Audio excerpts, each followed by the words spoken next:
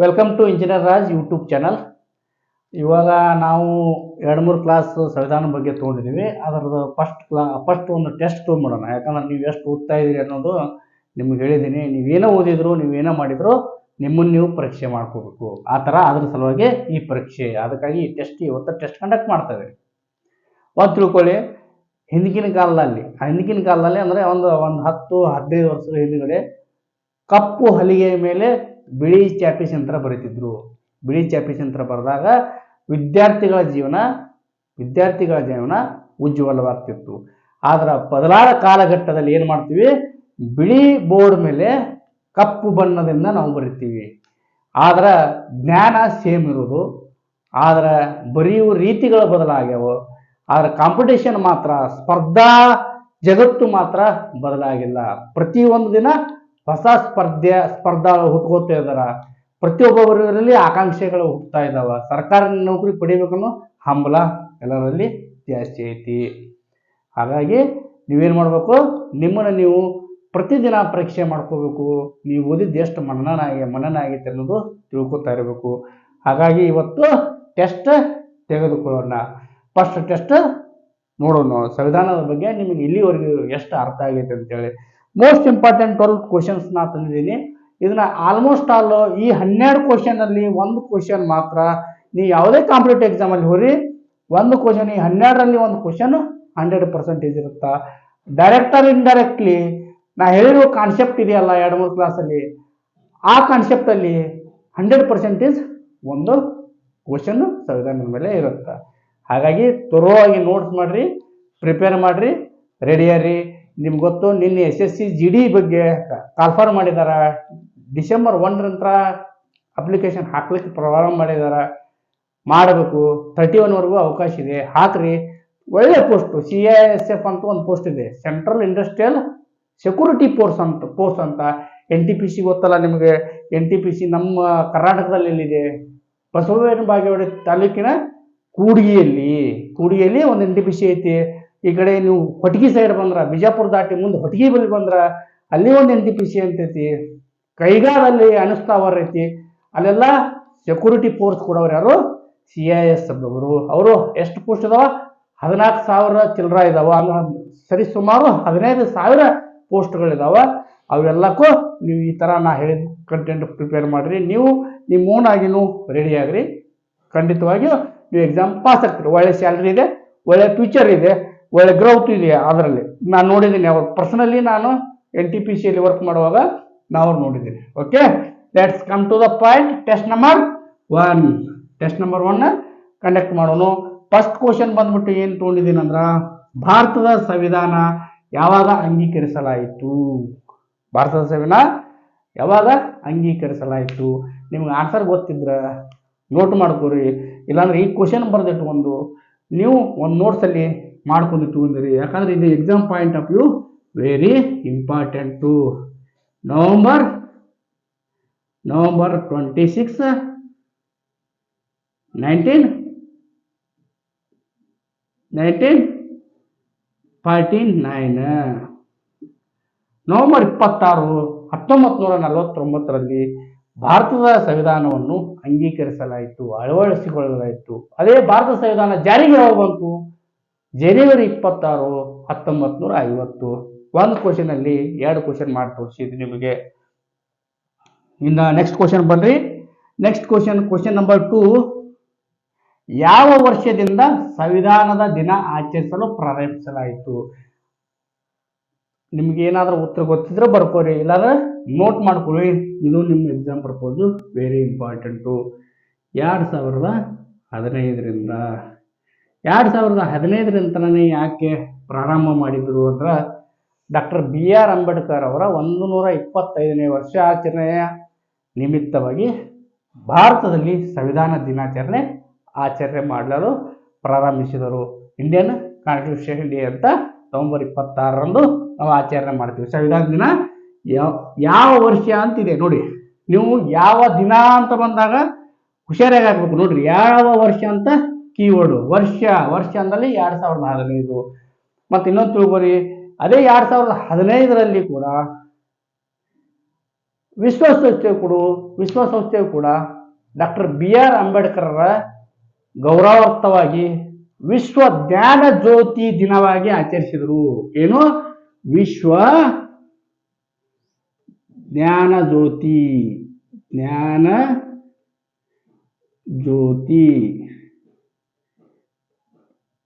ನೋಡ್ರಿ, 2 ಪಾಯಿಂಟ್ ಬಂದು ಇಲ್ಲಿ.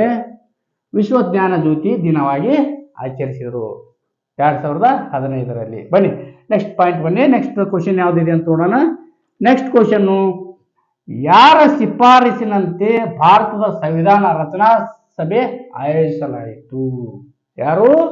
ನಿನ್ನೆ ಕ್ಲಾಸು ಧ್ಯಾನ ಏಕಾಗ್ರತೆ ಅಂತ ಕೇಳಿದವ್ರಿಗೆ ನಾ ಇಲ್ಲಿ ಬರೆದಿರೋ ಎಲ್ಲ ಕ್ವಶನ್ನು ಸಡನ್ ಆಗಿ ಸಟ್ ಆನ್ಸರ್ ಮಾಡಬಹುದು. ಯಾರ ಶಿಫಾರಸಿನಂತೆ?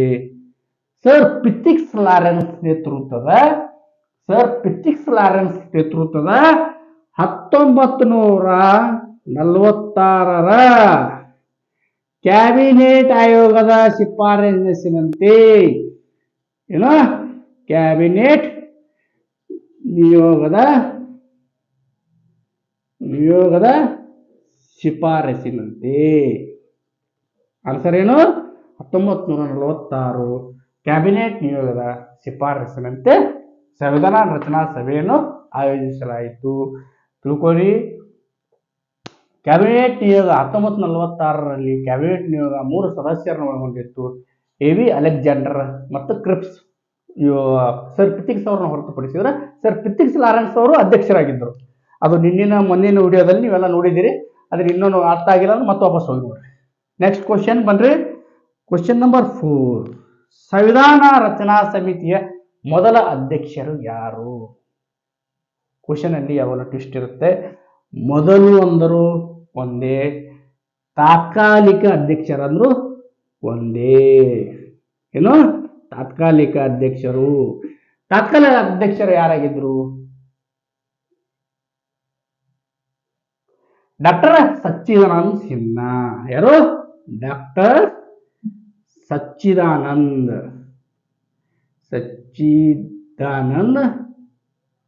ಸಿನ್ಹಾ.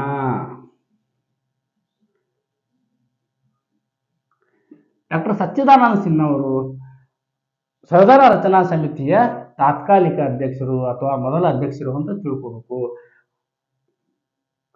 1946 ಡಿಸೆಂಬರ್ 9 ಮತ್ತು 10ನೇ ತಾರೀಕು 2 ದಿನ ಮಾತ್ರ ಇವರು ಅಧ್ಯಕ್ಷರಾಗಿರ್ತಾರ. ಆಮೇಲೆ ಯಾರಾಗ್ತಾರ? 9, 10 ಆದ್ಮೇಲೆ 11ರಿಂದ ಡಾಕ್ಟರ್ ರಾಜೇಂದ್ರ ಪ್ರಸಾದ್ ಅವರು ಅಧ್ಯಕ್ಷರಾಗಿ ಮುಂದುವರಿತಾರ. ಕೊನೆಯವರೆಗೂ ಅವರು ಇರ್ತಾರ. ನೆಕ್ಸ್ಟ್ ಕ್ವಶನ್ ಬನ್ನಿ. ಮುಂದಿನ ಕ್ವಶನ್ ಯಾವ್ದಿದೆ? ಸಂವಿಧಾನ ಕರಡು ಸಮಿತಿಯ ಅಧ್ಯಕ್ಷರ್ಯಾರು? ನಿಮ್ಮ ಎಲ್ಲ ಪ್ರಿಯವಾದ ಡಾಕ್ಟರ್ ಬಿ ಆರ್ ಅಂಬೇಡ್ಕರ್ ಅವರು. Doctor B R Ambedkar. ಇದು ನೋಡ್ರಿ ಸಿಕ್ಕಾಪಟ್ಟೆ ಈಸಿ ಕ್ವಶನ್ ಅನ್ಸುತ್ತ, ಆದ್ರೆ ನೀವು ಎಕ್ಸಾಮ್ ನಲ್ಲಿ ಅಟೆಂಡ್ ಮಾಡುವಾಗ ತುಂಬಾ ಕ್ಲಿಷ್ಟಕರಾಗತ್ತೆ. ಯಾಕಂದ್ರೆ ಅಲ್ಲೇ ಡಾಕ್ಟರ್ ರಾಜೇಂದ್ರ ಪ್ರಸಾದ್ ಅವರು ಇರ್ತಾರ, ಡಾಕ್ಟರ್ ಬಿ ಆರ್ ಅಂಬೇಡ್ಕರ್ ಅವರು ಇರ್ತಾರ. ಡಾಕ್ಟರ್ ರಾಜೇಂದ್ರ ಪ್ರಸಾದ್ ಅವರು ಸಂವಿಧಾನ ರಚನಾ ಸಮಿತಿಯ ಅಧ್ಯಕ್ಷರು. ಕರಡು ಸಮಿತಿಯ ಅಧ್ಯಕ್ಷರು ಮಾತ್ರ ಡಾಕ್ಟರ್ ಬಿ ಆರ್ ಅಂಬೇಡ್ಕರ್ ಅವರು. ನೀವು 1 ಮಾರ್ಕ್ಸನ್ನ ಸುಮ್ಮನೆ ಸರ್ಕಾರ ಕೊಟ್ಟು ಬರಬೇಡ್ರಿ. ಈ 1 ಮಾರ್ಕ್ಸ್ ನಿಮ್ಮ ಲೈಫಲ್ಲಿ ತುಂಬಾ ಇಂಪಾರ್ಟೆಂಟ್ ಆಗುತ್ತೆ. ಯಾರು ಕಟ್ ಆಫ್ ನಿಯರ್ ಬಂದು ಪ್ರೊವಿಷನಲ್ ಲಿಸ್ಟ್ ಅಲ್ಲಿ ಸೆಲೆಕ್ಷನ್ ಲಿಸ್ಟ್ ಇಂದ ಹೊರಗಡೆ ಬಂದಿದ್ರ ಅವ್ರಿಗೆ ತುಂಬಾ ಈ ಮಾರ್ಕ್ಸ್ ಹೆಲ್ಪ್ ಮಾಡಿರ್ತೈತಿ, ಕಳವಳ ಇರ್ತೈತಿ. ಯಾಕಂದ್ರೆ ಸಿಕ್ಕಾಪಟ್ಟೆ ಸಿಂಪಲ್ ಆನ್ಸರ್ ಅನ್ನ ತಪ್ಪು ಮಾಡಿ ಬಂದ್ಬಿಡ್ತಾರ. ಹಾಗಾಗಿ ಸಂವಿಧಾನದ ಕರಡು ಸಮಿತಿ ಅಧ್ಯಕ್ಷರು ಯಾರಾಗಿದ್ರು? Doctor B R Ambedkar. ಇವಾಗ ನೋಡಿ, ಈ ಕ್ವಶನ್ ನಿಮ್ಗೆ ನಾ ಕಲಿಸಿಲ್ಲ, ಆದ್ರೂ ಕೂಡ ತಗೊಂಡಿದ್ದೀನಿ. ಯಾಕಂದ್ರೆ ನಾನು ಕಲಿಸೋದು ಅಷ್ಟೇ ಅಲ್ಲ, ನೀವು ಕಲಿಬೇಕು ಅನ್ನೋದಿರ್ಬೇಕು. ಯಾಕೆ ಕಲಿಬೇಕು ಅನ್ನೋದಿರ್ಬೇಕಂದ್ರೆ ನಾ ಏನು exam point of view cover ಮಾಡ್ತಿರ್ತೀನಿ, ಅದರಲ್ಲಿ ಒಂದೊಂದು ಸೂಕ್ಷ್ಮತೆ ನಿಮ್ಗೆ ಬಿಟ್ಟು ಹೋಗಿರ್ತೀನಿ. ಯಾಕಂದ್ರೆ ನೀವು ಜ್ಞಾನ ಗಳಿಸ್ತಾ ಇರಬೇಕು. ನೋಡ್ರಿ, ಸಂವಿಧಾನದಲ್ಲಿ ಯಾವಾಗ ಸಮಾಜವಾದಿ ಜಾತ್ಯತೀತ ಪದಗಳನ್ನು ಸೇರಿಸಲಾಯಿತು? ಕ್ವಶನ್ ನೋಡ್ರಿ, ಸಂವಿಧಾನದಲ್ಲಿ ಯಾವಾಗ ಸಮಾಜವಾದಿ ಜಾತ್ಯತೀತ ಪದಗಳನ್ನು ಸೇರಿಸಲಾಯಿತು? ಯಾರಿಗಾದ್ರೂ ಗೊತ್ತಾ? ಇವೆಲ್ಲ ತಿದ್ದುಪಡಿ ಯಾರಿಂತ ತಗೊಂಡಿದೀವಿ? ಸಂವಿಧಾನದಲ್ಲಿ ತಿದ್ದುಪಡಿಯ ಭಾಗವಾಗಿ ಯಾರಿಂದ ತಗೊಂಡಿದ್ವಿ? ದಕ್ಷಿಣ Africa, south Africa. Remember this point. Yesterday ನಾ ಹೇಳಿದ್ದೀನಿ, ನಿಮ್ಗೆ ಹೇಳಿದ್ದೀನಿ. ಯಾವುದು? ಸಮಾಜವಾದಿ ಜಾತ್ಯತೀತ ಪದಗಳನ್ನು 1976 42ನೇ ತಿದ್ದುಪಡಿ ಪ್ರಕಾರ ಸಮಾಜವಾದಿ ಜಾತ್ಯತೀತ ಪದಗಳನ್ನು ಸಂವಿಧಾನದಲ್ಲಿ ಸೇರಿಸಲಾಯಿತು. Next come to the next question ಯಾವುದು? ಸಂವಿಧಾನ ಕರಡು ಸಮಿತಿಯ ಸದಸ್ಯರ ಸಂಖ್ಯೆ ಎಷ್ಟು? ನಿನ್ನೆ ಹೇಳಿದ್ದೀನಿ, ನೀವು ಬರ್ಕೊಂಡು ನೋಟ್ ಮಾಡಿ ಇಟ್ಕೊಂಡಿದ್ರೆ ಈ ಕ್ವಶನ್ ಕೂಡ ನಿಮ್ಗೆ ಅಂತ ಡಿಫಿಕಲ್ಟಿ ಅಲ್ಲ. ಇದೆಲ್ಲ ಮೋಸ್ಟ್ ಇಂಪಾರ್ಟೆಂಟ್ ಕ್ವಶನ್. ನಂಬರ್ 7, 7 ಜನ ಕರಡು ಸಮಿತಿಯ ಸದಸ್ಯರಾಗಿ ಆಯ್ಕೆಯಾಗಿರ್ತಾರ. ನಿಮ್ಗೆ ಇನ್ನೊಂದು ಹೇಳ್ರಿ, ಹಾಗಾದ್ರೆ ಭಾರತದ ಸಂವಿಧಾನ ರಚಿಸಲು ತೆಗೆದುಕೊಂಡ ಕಾಲ ಎಷ್ಟು ಸಮಯ ತೆಗೆದುಕೊಂಡ್ರು? ನೆನಪು ಐತಿ? ಈ ಕ್ವಶನ್ ಏನಿಲ್ಲ ಆದ್ರೆ ಹೇಳ್ತದೆ. ಎಷ್ಟು ಹೇಳ್ರಿ? 2 years 11 months 18 days. ಏನೋ 2 ವರ್ಷ 11 ತಿಂಗಳು 18 ದಿನ. ಸಂವಿಧಾನ ರಚಿಸಲು ತೆಗೆದುಕೊಂಡ ಕಾಲ 2 ವರ್ಷ 11 ತಿಂಗಳು 18 ದಿನ. ಹೋಗ್ಲಿ, ನೆಕ್ಸ್ಟ್ ಪಾಯಿಂಟ್ ಹೋಗೋಣ. ನೆಕ್ಸ್ಟ್ ಕ್ವಶನ್ ಹೋಗೋಣ. ಯಾವ ದೇಶದ ಸಂವಿಧಾನದಿಂದ ಮೂಲಭೂತ ಹಕ್ಕುಗಳು ಎರವಲು ಪಡೆಯಲಾಗಿದೆ? ನಿನ್ನೆ ಕ್ಲಾಸ್ ನೋಡಿದ್ರಿಲ್ಲ? ನೋಡಿಲ್ಲ ಅಂದ್ರೆ ವಾಪಸ್ ಹೋಗ್ರಿ. ಇಲ್ಲಿ 2-3 ಪಾಯಿಂಟ್ ಅಷ್ಟ ನಾ ತೊಗೊಂಡಿರ್ತೀನಿ ಕ್ವಶನ್ ಪ್ರಿಪೇರ್ ಮಾಡೋ ಮುಂದಾಗ. ಅಲ್ಲೇ 7 ದೇಶದ್ದು ಕೆಲವೊಂದಿಷ್ಟು ಮಹತ್ತರವಾದ ಎರವಲು ಪಡೆದ ಪಾಯಿಂಟ್ಗಳಿದಾವ. ಅದನ್ನ ನೀವು ನೋಡಿ ತಿಳ್ಕೊರಿ. ಯಾವ ದೇಶದ ಸಂವಿಧಾನದಿಂದ ಮೂಲಭೂತ ಹಕ್ಕುಗಳನ್ನು ಎರವಲು ಪಡೆಯಲಾಯಿತು? ಅಮೆರಿಕದಿಂದ ಎರವಲು ಪಡೆಯಲಾಯಿತು. ಯಾವುದು? ಅಮೆರಿಕಾ. ವಿಶ್ವದ ದೊಡ್ಡಣ್ಣ ಯಾರಂತಾರ? ಅಮೆರಿಕದಿಂದ ಎರವಲು ಪಡೆಯಲಾಯಿತು. ಯಾವುದು? ಮೂಲಭೂತ ಹಕ್ಕುಗಳು. ಭಾರತದ ಸಂವಿಧಾನದಲ್ಲಿ ಮೂಲಭೂತ ಹಕ್ಕುಗಳು ಎಷ್ಟಿದಾವ? ನಿನ್ ಹೇಳಿನಿ. ಯಾರೊಬ್ಬರು 6 ಅಂತಿದ್ರ. 6 ಅಲ್ಲ, 5. ಯಾಕೇಳ್ರಿ? ಆಸ್ತಿಯ ಹೊಂದುವ ಹಕ್ಕನ್ನ ಕೈ ಬಿಡಲಾಗಿದೆ. ಮೂಲಭೂತ ಹಕ್ಕದಿಂದ ಕೈ ಬಿಡಲಾಗಿದೆ. ಅದನ್ನ ಏನ್ ಮಾಡ್ಯಾರ? ಅದು ಕಾನೂನಾತ್ಮಕ ಹಕ್ಕಾಗಿದೆ. ನಿಮ್ಗ ಗೊತ್ತಿರ್ಬೇಕಲ್ಲ, ಫ್ಯಾಮಿಲಿ ಒಳಗೆ ಯಾರ ಆಸ್ತಿ ಬೇಕಂದ್ರ ನಿಮ್ಮ ಅಕ್ಕಂಗರಿಗೆ ಕೇಳ್ಬೇಕಂದ್ರ ಕಾನೂನಾತ್ಮಕವಾಗಿ ಪಡಿಬೇಕೀಗ. ಅದು ಮೂಲಭೂತ ಹಕ್ಕಲ್ಲ. ಮೂಲಭೂತ ಹಕ್ಕಾಗಿದ್ರ ಎಲ್ಲರ ಹೆಸರಲ್ಲಿ ಇಷ್ಟ ಆಸ್ತಿ ಅಂತ ಇರಲೇಬೇಕಾಗಿತ್ತು. ಹಾಗಾಗಿ ಅದನ್ನ ಕೈ ಬಿಡಲಾಗಿದೆ. Next come to the next question. ಸಮವರ್ತಿ ಪಟ್ಟಿಯ ಮೂಲ ಯಾವ ದೇಶದ ಸಂವಿಧಾನದಲ್ಲಿ ಮೊದಲು ತಿಳಿಸಲಾಗಿದೆ? ನೋಡ್ರಿ, ನಾನೀವ ಎರವಲು ತಗೊಂಡಿದ್ವಿ ಅಂತ ಹೇಳಿದೆ. ಇವಾಗ ಏನ್ ಹೇಳ್ತಾ ಇದ್ದೀನಿ? ಸಮವರ್ತಿ ಪಟ್ಟಿಯ ಮೂಲ ಯಾವ ದೇಶದ ಸಂವಿಧಾನದಲ್ಲಿ ಫಸ್ಟ್ ತಿಳಿಸಲಾಗಿದೆ? ಯಾವ ದೇಶ ಹೇಳಿ? ಯಾವ ದೇಶ ಅಂದ್ರ ಆಸ್ಟ್ರೇಲಿಯಾದಲ್ಲಿ ಫಸ್ಟ್ ಪಡೆದಿದಾರ. ಮೊದಲು ಅವರು ಯೂಸ್ ಮಾಡಿದಾರ. ಅವ್ರ ಕಡೆ ಹತ್ರ ನಾವು ಎರವಲು ಪಡೆದಿದ್ದೀವಿ. ಏನ್ ಮಾಡಿದೀವಿ? ಎರವಲು ಪಡೆದಿದ್ವಿ.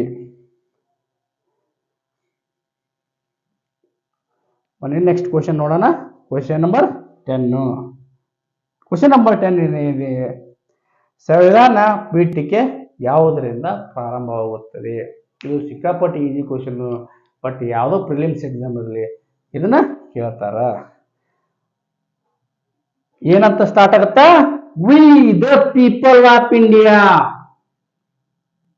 ಭಾರತೀಯ ಪ್ರಜೆಗಳಾದ ನಾವು. ಏನು? ಕನ್ನಡದಲ್ಲಿ ಭಾರತೀಯ ಪ್ರಜೆಗಳಾದ ನಾವು. ಇಂಗ್ಲಿಷ್ನಲ್ಲಿ we the people of India ಅಂತ ಪ್ರಾರಂಭ ಆಗುತ್ತಾ. ಭಾರತೀಯ ಪ್ರಜೆಗಳಾದ ನಾವು. ಭಾರಿ ಚಂದ ಬರ್ದಾರ ಸಂವಿಧಾನ. ಭಾರಿ ಅಚ್ಚುಕಟ್ಟಾಗಿ ಬರೋದಕ್ಕೆ ನಮಗ ಓದಾಕ ಸಿಗತೈತಿ. ಏನಂತೀನಿ? ನಮಗ ಓದಾಕ ಸಿಗತೈತಿ. ಹಾಗಾಗಿ ಜೀವನದಾಗ ಒಂದು ಸಲ ಪೂರ್ಣ ಸಂವಿಧಾನ ಓದಬೇಕು. ಕೇವಲ ಎಕ್ಸಾಮ್ ಪರ್ಪೋಸ್ ಅಲ್ಲ, ನಿತ್ಯ ಜೀವನದ ಬೆಳಕಾಗಿ ಕೂಡ ಕಾಡ್ತೈತಿ. ಓದ್ತಾ ಹೋದಂಗ ಜ್ಞಾನ ಹೆಚ್ಚಾಗತ್ತ. Next come to the next question. ಏಕಪೌರತ್ವ. ಏಕಪೌರತ್ವ ಯಾವ ದೇಶದ ಸಂವಿಧಾನದಿಂದ ಪಡೆಯಲಾಗಿದೆ? ನಮ್ಮ ಸಂವಿಧಾನದಲ್ಲಿ ಅಳವಡಿಸಿಕೊಂಡಿವಿ. ಯಾವ ದೇಶದ ಸಂವಿಧಾನದಿಂದ? ನಮ್ಮ ಸಂವಿಧಾನದಲ್ಲಿ ಅಳವಡಿಸಿಕೊಳ್ಳಲಾಗಿದೆ. ಯಾರ ಕಡೆ ಅಂತ? ನಮ್ಮನ್ನ ಆಳದವ್ರು ಯಾರು? ಬ್ರಿಟಿಷರು. ಬ್ರಿಟಿಷರು ಎಲ್ಲಿ ಅವರು? ಇಂಗ್ಲೆಂಡಿನವರು. ಇಂಗ್ಲೆಂಡಿನವರಿಂದ ನಾವು ಪಡೆದಿದ್ದೀವಿ. ಇನ್ನು ಏಕಪೌರತ್ವ ಇಂಗ್ಲೆಂಡ್. ನೀವು ಬರೀತಾ ಇರಬೇಕು, ವಾಪಸ್ ಮನದಲ್ಲಿ ಅಂತ ಇರಬೇಕು. ಅನ್ಕೊಂತ ಹೋದಂಗೆಲ್ಲ ಅದು ರಿಪಿಟೇಷನ್ ಆದಂಗೆಲ್ಲ ನಿಮ್ಮ ಮೆಮರಿಯಲ್ಲಿ ಕೂತ್ಕೊಳ್ಳುತ್ತಾ. ಇಲ್ಲಾಂದ್ರೆ ಏನಾಗುತ್ತಾ, ಇವಾಗ ಓದ್ತೀರಿ ನೆನಪಿರ್ತೈತೆ, ಮರದೇನು ಹೋದ್ಮೇಲೆ ಮರೆತು ಬಿಡ್ತೀರಿ. ಆ ಥರ ಮಾಡಬೇಡಿ. ದಿನನಿತ್ಯ ಓದು, ಪ್ರಿಪ್ರೇಷನು, ರಿಪಿಟೇಷನು, ಪ್ರಿಪ್ರೇಷನು, ರಿಪಿಟೇಷನ್. ಇದು ಮಾತ್ರ ನಿಮ್ಮ ಮೂಲ ಮಂತ್ರ ಆಗಿರಲಿ. Come to the next question. ಸಂವಿಧಾನ ರಚನೆಯ ಸಮಿತಿಯ ಕಾನೂನು ಸಲಹೆಗಾರರಾದವರು ಯಾರು? ಕಾನೂನು ಸಲಹೆಗಾರರು ಯಾರು? ಯಾರು? ನಮ್ಮ ಹೆಮ್ಮೆಯ ಕನ್ನಡಿಗರು. ಯಾರು?